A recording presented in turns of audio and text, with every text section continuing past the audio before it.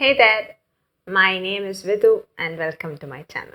The long history of feminism would probably go like this.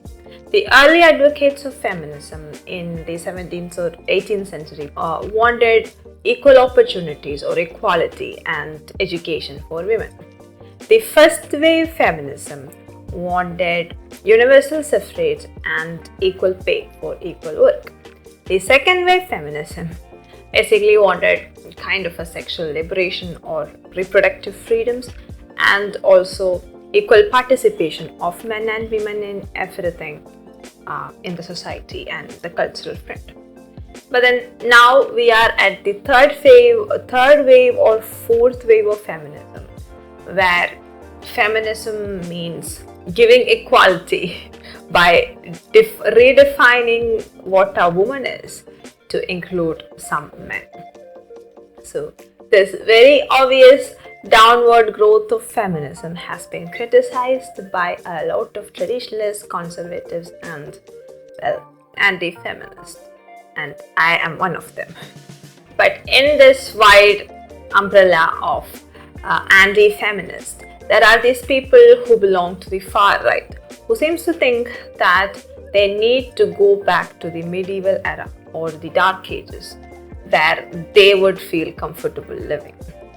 These people call this regression into the past, the Red Pill movement.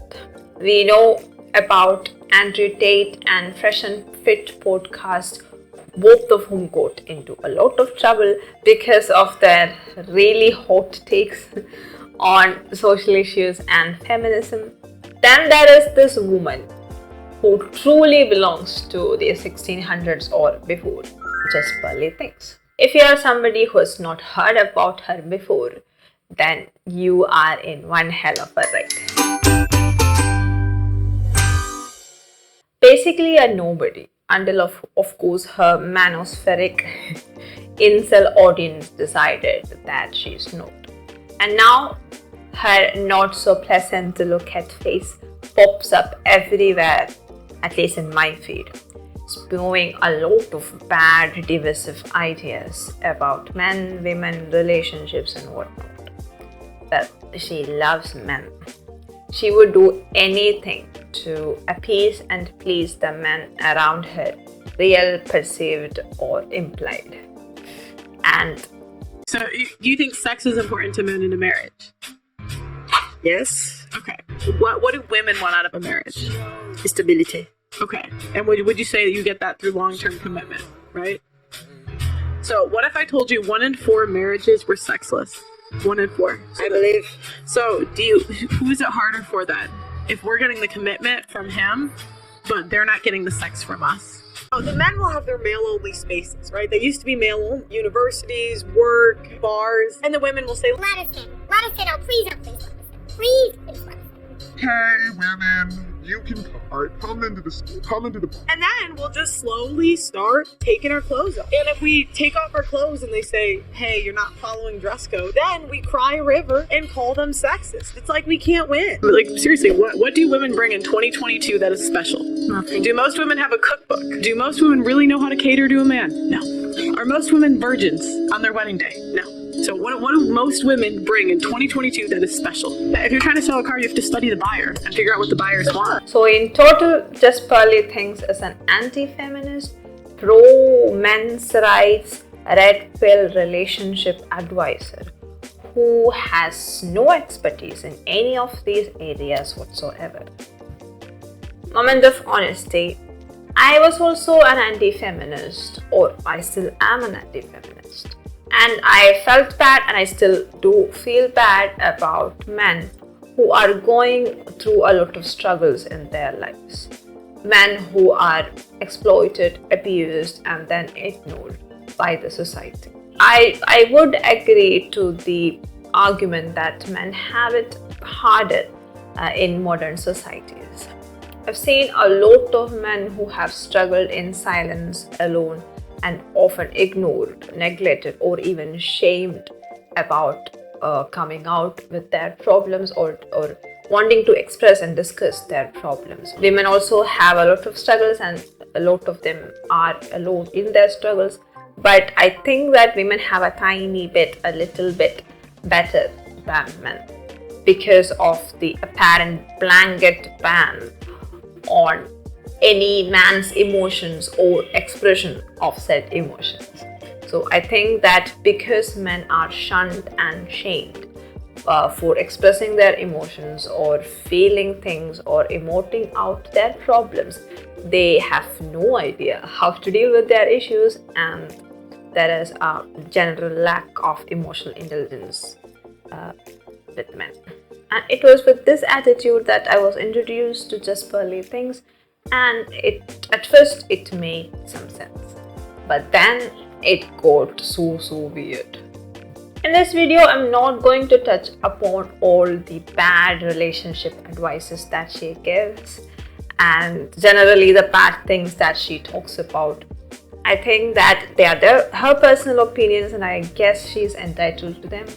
She calls people fat, and then she calls fat people whales. Once again, I think how much of a wrong she is to do that, it's at the end of the day her discretion. She also calls women sluts, whores, and then the B word. And once again, it's her personal opinion, and more importantly, it's the product or the service that she sells to her audience. And I think she is entitled to do that. Until of course YouTube decides it's not. I, for one, am not going to comment or criticize her on any of those issues because I think it's better to stay away from that kind of negativity. But then when she goes out of her way to infringe upon the rights of other people, then we need to talk about it. Well, she is advocating to take away the rights of a lot of people, but that does not matter. As long as anybody is insinuating or saying that they need to take away rights of people, or it is a good thing to take away rights of people, then I think we have to have a conversation on that. So that is what this video will be about. The times that Just Pearly Things were so tyrannical and anti-democratic. So let's go.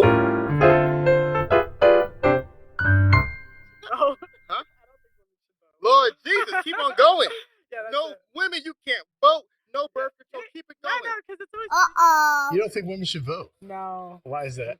I think right now there's selective service for men, which means you have to be like basically drafted. It's like the new version of the draft. If there's a time Right. of war, you have to go fight. And I think that's fair. Like if you're living in a country, like yeah, you should defend it. But the issue is women don't have that same right. So why do we still get the same freedom? Like that's why women didn't vote before. Like they always spin it because okay. Well, and also they didn't want it. They also women chose. we didn't want to. They didn't want to vote because then they had to be like police officers, firemen, and they had to do all Yeah. this stuff. They're like, I don't want to do that We're stuff. like we're good. But that's the thing. Feminism is always we want all the freedom without the responsibility that comes with it. The responsibility is selective service. You already see the issue here, right? Basically, she says that she doesn't want to get drafted into war, so she would choose to not vote. Well, tough. More importantly, democracy is not about war. Chances are, if you are in war, then democracy have gone out of the window, most probably. Every war is not a world war. Democracy works best not in times of war, but in times of peace. It's about how you build up a community when you are in times of peace. And women having a very significant role in how family and societies function. They get to have a say in who is elected into power. Can't believe that I'm explaining this. Also, women and children are the most affected population in times of war. Just look at the stats. Yes, getting drafted is difficult and going to war is one thing, but that's not what war is all about. Women and children suffer incredible miseries which often lead to their death when they are in conflict or when they live in conflict areas. War is not a comfortable thing for anyone.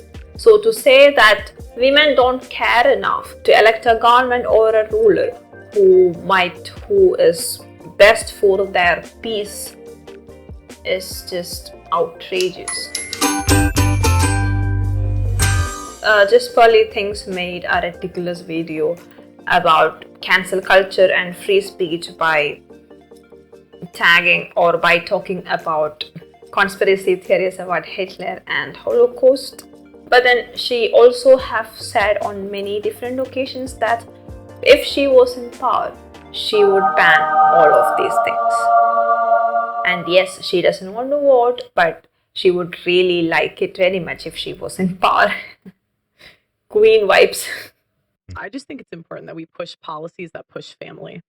So how do you push a policy that promotes family? Like You first have to get rid of incentives that incentivize like women to leave families. So like, you know, for example, child support, alimony, I'm not really a fan of those. child support. So if there's a divorce, let's Oh, say actually, I think we should ban divorce too. Yeah, I think that should be banned. The only way to do that is to get rid of birth control. I don't think it'll ever go back unless that's That's gone. an interesting point. Because Yeah. that's when you see everything switch. If you look at the divorce rate graph, like as soon as divorce spiked, at the same time, that was when more women were getting on birth control. So what about unwanted pregnancies? Well, who the hell asked you to go and have sex? I mean, what about abusive partners? Well, who the hell asked you to go and get married to an abusive person? And then what about the struggles of being a single parent or raising your children all alone? Well, she would ask these two questions back to back. Talk about entitlement, basically. It all comes down to the argument that women have to pay for their own choices and for their circumstances. Why? Well, they have it very easy in this modern world. Because that's the thing, like society takes away the consequence for everything women do. Like we have no consequences for anything. If we sleep around, we don't get pregnant because of birth control. Even if we do get pregnant, we have abortion. Even if we do get pregnant and keep the kid, he pays child support. Even if we do get pregnant, get married, get divorced, we get alimony or child support again. Yeah. And it's like, even if we're bad with our finances and we're homeless, there's women's shelters.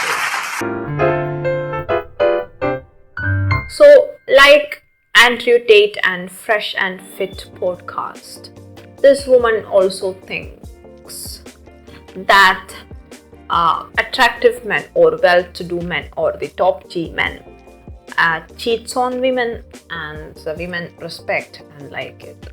Maybe it's her way of recompensating men for everything wrong that the women, the population of women or the group called women have done to them.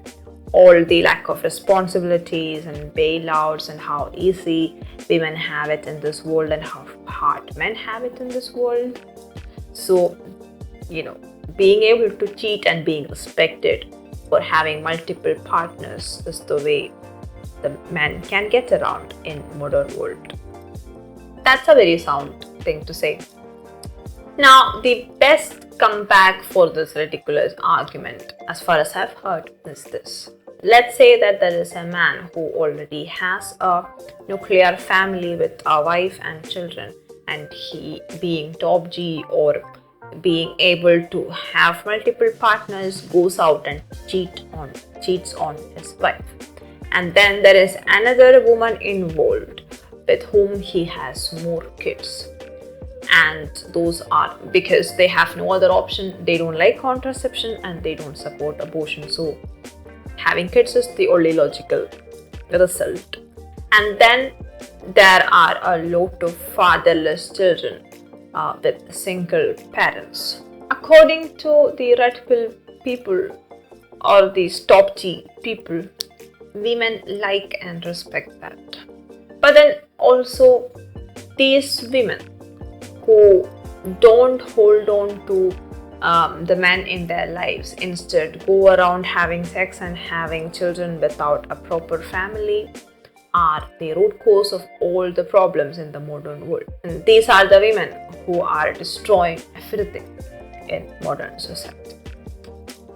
Well, logic just went out of the window.